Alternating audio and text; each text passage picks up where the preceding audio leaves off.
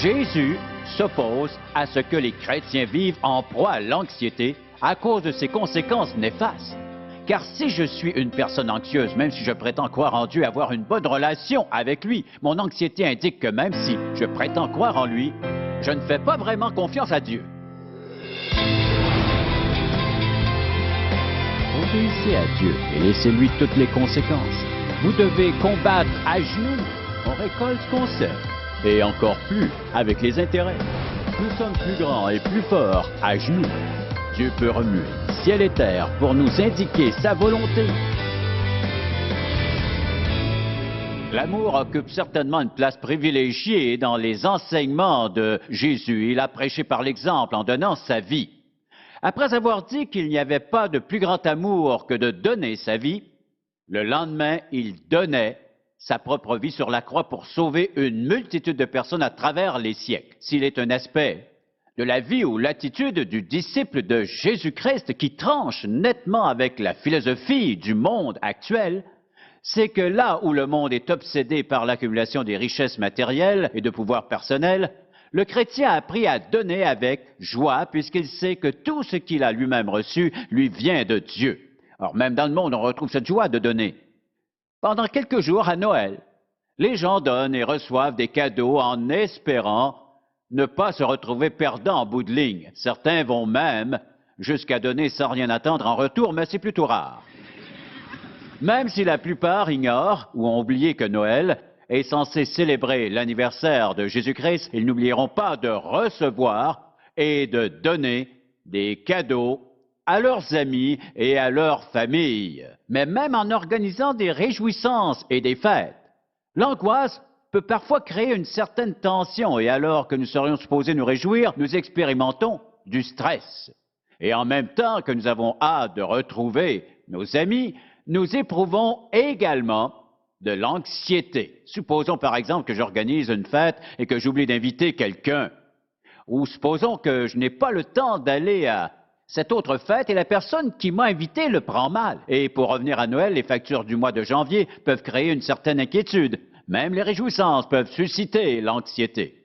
Mais par ailleurs, beaucoup de gens vivent dans l'anxiété à chaque jour. Ils vivent l'angoisse à l'année longue. Comment guérir de cette inquiétude? Contraire à la volonté de Dieu, car il ne désire pas que ses enfants soient opprimés, presque étranglés par l'anxiété, car cette anxiété peut devenir à la longue extrêmement inconfortable et même carrément malsaine. Donc, premièrement, comment vaincrons-nous l'anxiété? Et par la suite, comment maintiendrons-nous un mode de vie libre de cette hantise de l'anxiété? Je ne veux pas dire plus jamais d'inquiétude. C'est une chose de vivre de brefs moments d'anxiété et autre chose de vivre avec elle, ou de se réveiller le matin alors qu'elle vous dévore déjà, et d'y penser toute la journée. Et autre chose si vous vous couchez avec elle et qu'elle vous réveille en pleine nuit, car Dieu n'a pas créé ses enfants pour ça. Nous lirons donc ce qui est probablement le meilleur passage de la parole de Dieu sur l'anxiété. J'ai nommé Philippiens chapitre 4. Pendant que nous feuilletons nos Bibles, je vous donne le titre du message, « Quand l'anxiété frappe », car c'est exactement ce qu'elle nous fait. Philippiens chapitre 4, et nous lirons les versets 4 à 9. Réjouissez-vous toujours dans le Seigneur. Je le répète, réjouissez-vous. Que votre douceur soit connue de tous les hommes. Le Seigneur est proche. Écoutez bien. Ne vous inquiétez de rien, mais en toute chose, faites connaître vos besoins à Dieu par des prières et des supplications, avec des actions de grâce, et la paix de Dieu qui surpasse toute intelligence, cette paix qui est incompréhensible, gardera vos cœurs et vos pensées en Jésus-Christ. Au reste, frères, que tout ce qui est vrai, tout ce qui est honorable, tout ce qui est juste, tout ce qui est pur, tout ce qui est aimable, tout ce qui mérite l'approbation, ce qui est vertueux et digne de louange, soit l'objet de vos pensées. Ce que vous avez appris, reçu et entendu de moi, et ce que vous avez vu en moi, pratiquez-le, et le Dieu de paix sera avec vous. Maintenant, la question n'est pas seulement d'apprendre à guérir de l'anxiété, mais en plus d'apprendre à la prévenir. Nous avons lu « Ne vous inquiétez de rien, mais en toute chose, faites connaître vos besoins à Dieu par des prières et des supplications avec des actions de grâce. Et la paix de Dieu gardera vos cœurs. » Et l'idée du texte original est de protéger par une garde militaire. Quand Paul a écrit cela, il était en prison. Il devait savoir quelque chose de très important sur l'angoisse, quelque chose dont nous aurions tous besoin, parce que nous vivons dans une société qui génère l'anxiété. Vous prenez votre automobile, vous conduisez sur l'autoroute et vous devenez facilement anxieux en réalisant que tout le monde autour de vous conduit à 100 km à l'heure et parfois beaucoup plus vite. Quand il voit un policier, cela crée encore plus d'anxiété car tout le monde se met à freiner. Donc, nous pourrions dresser une liste d'éléments générateurs d'anxiété dans nos vies. Mais comment y remédier? Paul nous donne une réponse pratique à cette question. Une réponse très pratique. Vous l'avez peut-être remarqué lorsque nous l'avons lu, reprenons ce passage. Ne vous inquiétez de rien, mais en toute chose, faites connaître vos besoins à Dieu par des prières et des supplications avec des actions de grâce. Donc, si je désire être capable de vaincre l'anxiété et de transcender ce pénible état, le premier geste à poser est simplement d'apprendre à bien prier. À prier correctement. Pensez-vous que toutes les prières sont correctes? Non. Jésus nous donne un modèle de prière dans le Sermon sur la montagne. Sa relation parfaite avec le Père le qualifiait pour le faire. Pour revenir à Paul, j'aimerais attirer votre attention sur 3 termes que nous tendons peut-être à négliger parfois. Ne vous inquiétez de rien, mais en toute chose, faites connaître vos besoins à Dieu par des prières. La prière est surtout employée pour dialoguer et parler à Dieu. Cela signifie que la prière ne se limite pas à une liste de requêtes. Seigneur, j'ai besoin de ceci, de cela, car trop souvent, nous prions seulement pour nos grands besoins et nous oublions les autres événements de notre vie. Or, si nous négligeons de prier pour les petites choses avant longtemps, elles deviennent de grosses choses. Mais Dieu s'intéresse à tout ce qui nous concerne, car il est écrit en toutes choses, faites connaître vos besoins à Dieu. Pas seulement les grandes choses, mais toutes choses. Y a-t-il des aspects de notre vie qui n'ont pas besoin de prière? Si nous négligeons de prier pour un aspect de notre vie avant longtemps, il surgira un problème de ce côté, qu'il s'agisse de relations de finances ou autres. Dieu désire vivre une relation intime avec nous. Par ce mot, j'entends 3 choses. Il implique notre dévotion pour Dieu. Il implique également notre adoration pour lui. Il implique davantage que simplement réciter une liste de requêtes. Seigneur, j'ai besoin de telle ou telle chose. Ensuite, les gens font souvent de courtes prières. La plupart du temps, ces prières ne sont pas vraiment centrées sur Dieu, mais elles sont centrées sur leurs besoins et leurs désirs. D'ailleurs, si votre vie de prière consiste surtout à lui faire part de vos besoins, vous manquez le bateau. Le but d'une prière est d'adorer, de glorifier, d'aimer Dieu pour ce qu'il est. Quand nous allons à lui avec cette attitude et ce sens de révérence, nous reconnaissons qui il est et que nous avons besoin de lui. Nous allons à lui en reconnaissant sa majesté, son incomparable grandeur et sa suprême et immense puissance. Il est tout ce que la Bible rapporte sur lui. Sa puissance ne peut être comparée qu'à son amour inconditionnel. Quand nous prions, la meilleure façon d'obtenir la bonne réponse est de nous concentrer sur sa personne. C'est ce qu'il veut. Dieu pourrait nous donner n'importe quoi s'il en prenait la décision, parce qu'il est omnipotent. Il est tout-puissant et omniscient. Il connaît exactement nos besoins. Il sait distinguer mes besoins de mes désirs, ou devrais-je dire mes besoins et mes caprices. Il sait différencier les deux. Et quand vous et moi allons vers lui, nous savons que nous allons vers un Père céleste qui connaît exactement nos besoins.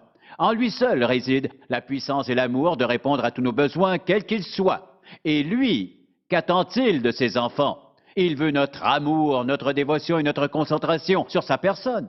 Car son souhait le plus cher est d'entretenir une relation intime avec nous. Pour y arriver, il a envoyé son Fils Jésus-Christ mourir sur la croix pour nous sauver. Il nous aime, il veut notre bien, il veut notre amour en retour quand nous reconnaissons qu'il est la source de toute bonne chose qui vient à nous. Même si à première vue certaines choses ne nous paraissent pas bonnes, il est la source qui peut les transformer en bien. En résumé, si vous voulez éloigner l'anxiété de votre vie, il vous faut d'abord aller vers Dieu et prier. Priez sur tout ce que vous avez sur le cœur. Apportez tout devant son trône de grâce pour qu'il réponde dans sa sagesse.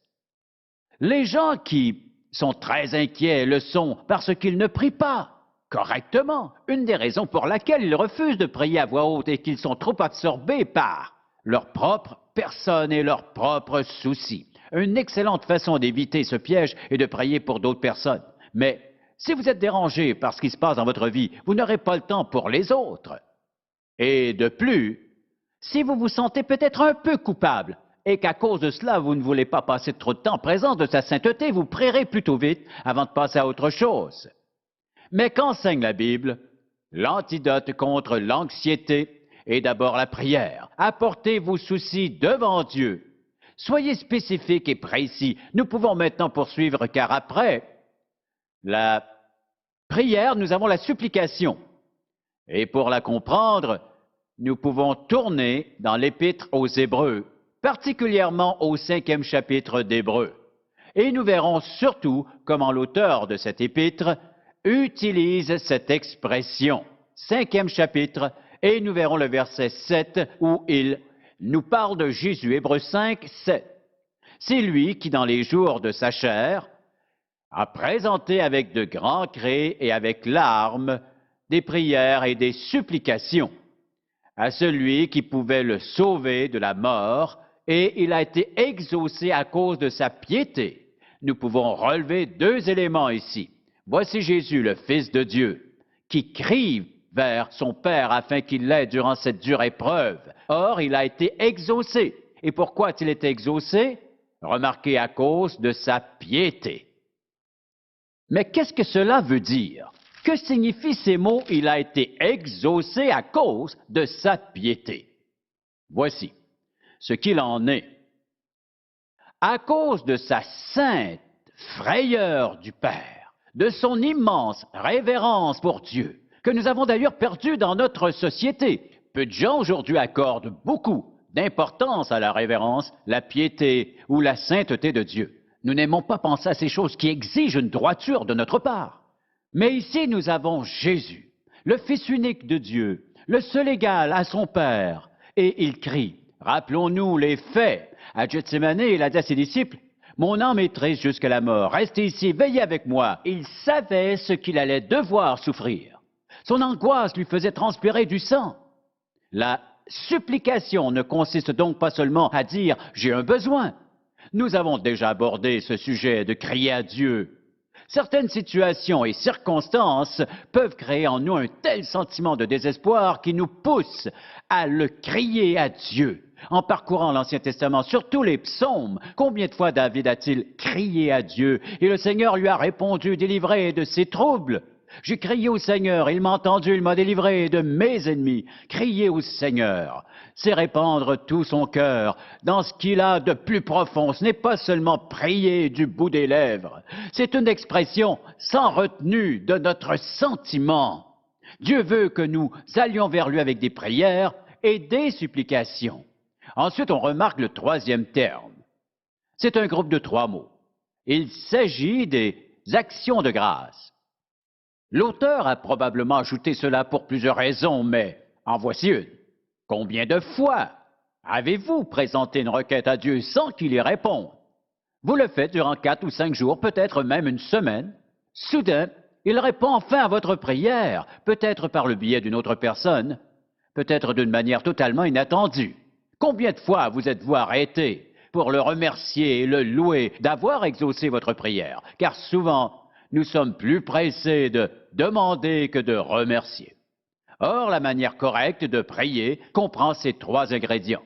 Elle implique d'abord ce modèle de prière, requête, dévotion et ensuite adoration alors que nous nous concentrons sur sa personne.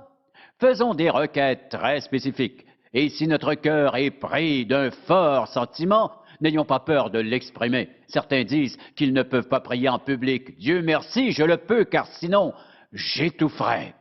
Prier en public ne signifie pas prier pour être vu, il s'agit simplement de prier à voix haute. Certains pensent que Dieu peut les entendre, même s'ils ne parlent pas, mais là n'est pas la question. Mais écoutez-vous, dites Amen. Vous devez vous entendre. Vous devez entendre votre requête. Le fait d'entendre votre propre voix, répandre votre cœur en supplication, ajoute à la prière une puissance qui peut s'avérer très utile pour la guérison. On peut être réconforté, rassuré du fait de crier à Dieu sans tenter de l'impressionner, car on ne peut pas l'impressionner. Mais Dieu attend cela de notre part. Il anticipe, il veut que nous nous sentions libres de crier à lui. Deuxièmement, si nous voulons vaincre l'anxiété définitivement, nous trouvons dans ce prochain verset un autre élément intéressant. Donc, verset 8. Au reste, frères, que tout ce qui est vrai, tout ce qui est honorable, tout ce qui est juste, tout ce qui est pur, tout ce qui est aimable, tout ce qui mérite l'approbation, ce qui est vertueux, digne de louange, soit l'objet de vos pensées. En plus de prier correctement, je dois penser correctement. Quel est l'objet de vos pensées? Les sports télévisés? Ou alors les films? Est-il attaché au monde? Combien de temps vos pensées sont-elles sur votre relation avec Dieu?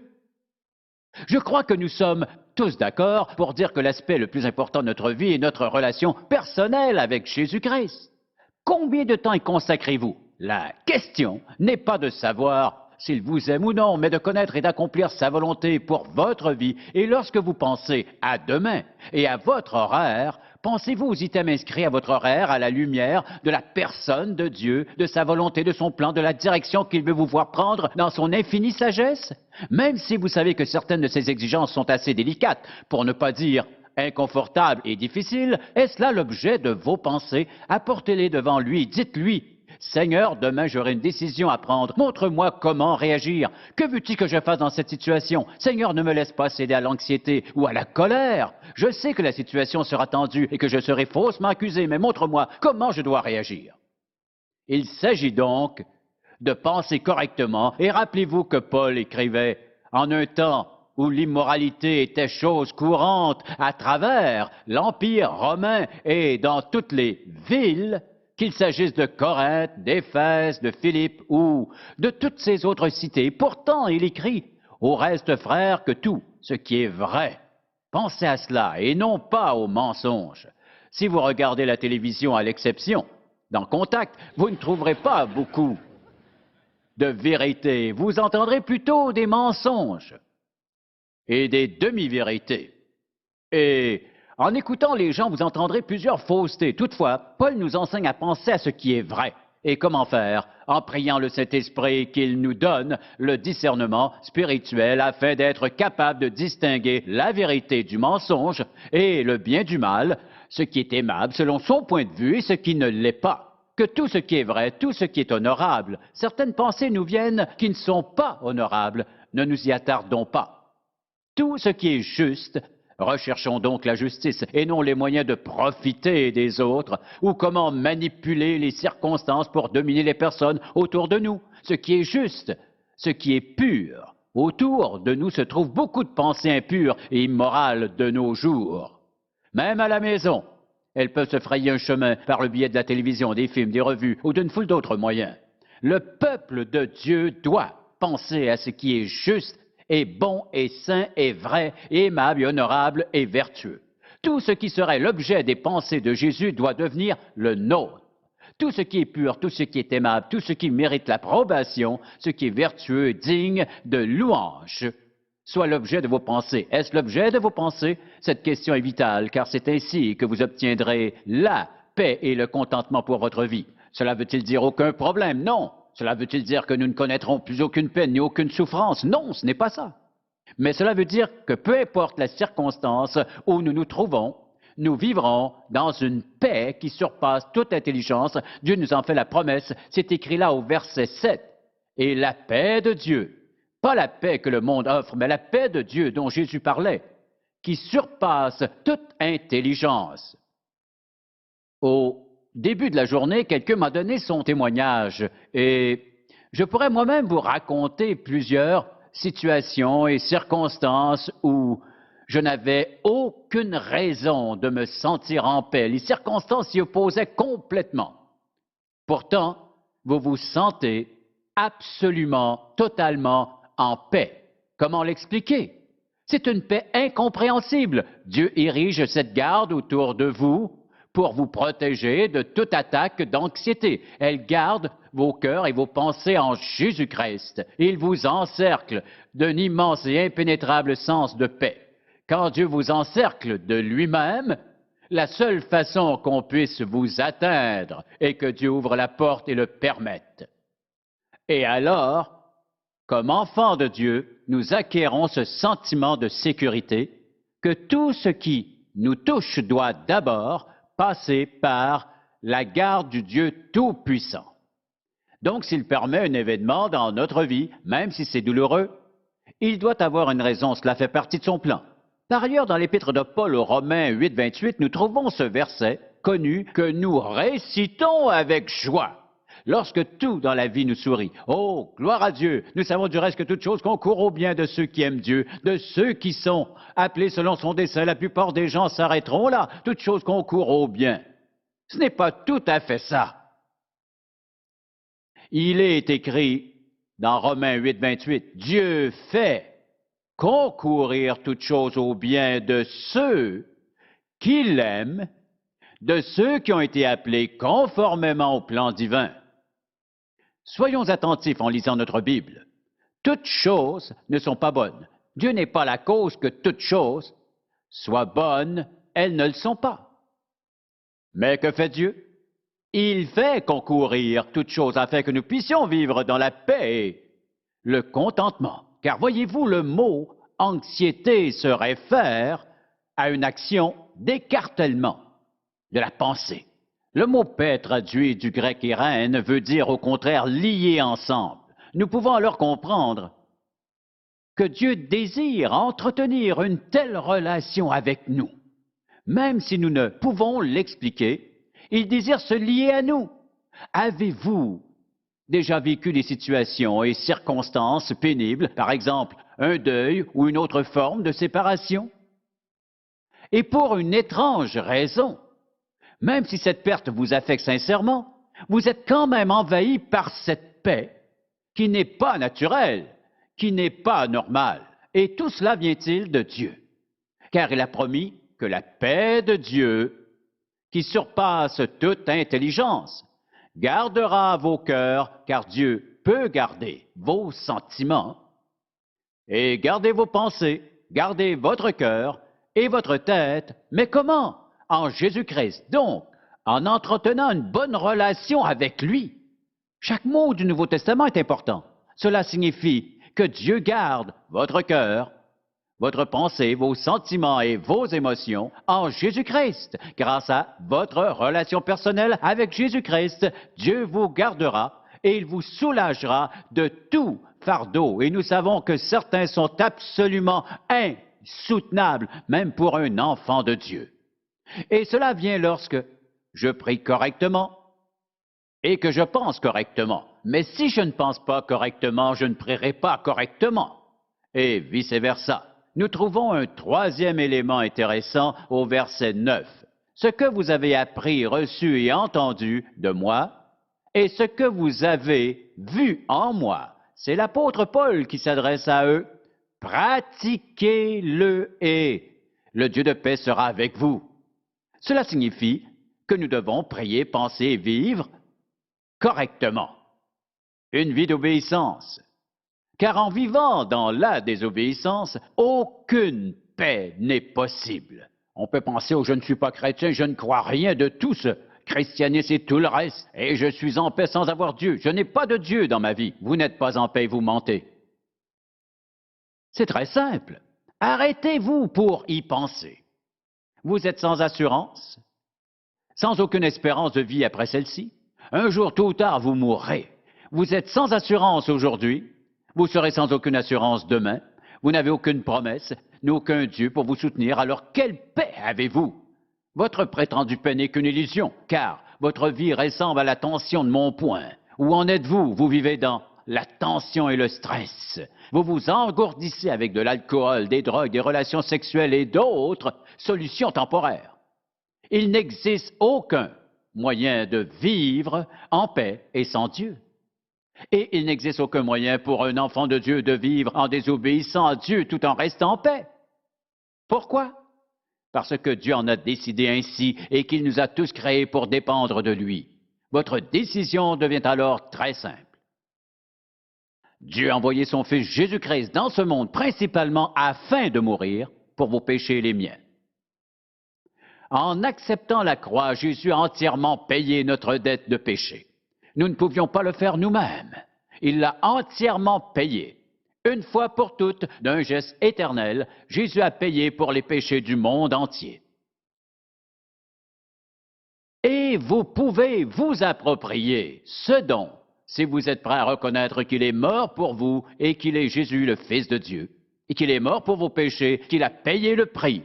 Si vous êtes prêt à le confesser comme votre Sauveur et votre Seigneur, tous les arrangements de sa mort seront à vous dans le pardon de Dieu et le don de la vie éternelle. Vous aurez votre place au ciel avec tous les autres privilèges. Dieu offre ce qu'il y a de meilleur à ses enfants lorsqu'ils marchent en lui obéissant. Je vous ai donc donné 3 mots faciles à retenir. Prier, penser et vivre correctement. Et la vie s'ouvrira à vous. Père, nous te remercions d'avoir, dans ton amour, rendu notre décision si simple. Apprends-nous à discerner entre ce que le monde prétend offrir et ce que tu offres, entre ce qui est bien et ce qui est mal, entre ce qui est bien et ce qui est mieux, entre la volonté du Père et la volonté de Satan pour notre vie. Nous t'aimons, te glorifions et te bénissons, car tu es un Dieu merveilleux, rempli d'amour, de bonté, de pitié pour tous tes enfants.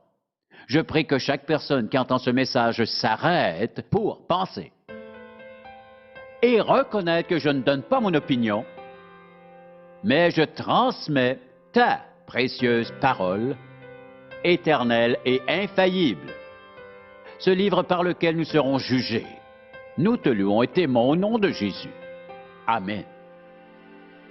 Pour obtenir plus d'informations sur les ministères en contact ou pour savoir comment entretenir une relation personnelle avec Jésus-Christ, composez notre numéro de téléphone ou écrivez-nous en utilisant l'adresse sur votre écran. En contact avec Charles Stanley a été réalisé par la grâce de Dieu et la fidélité de nos partenaires de ministère à travers le monde.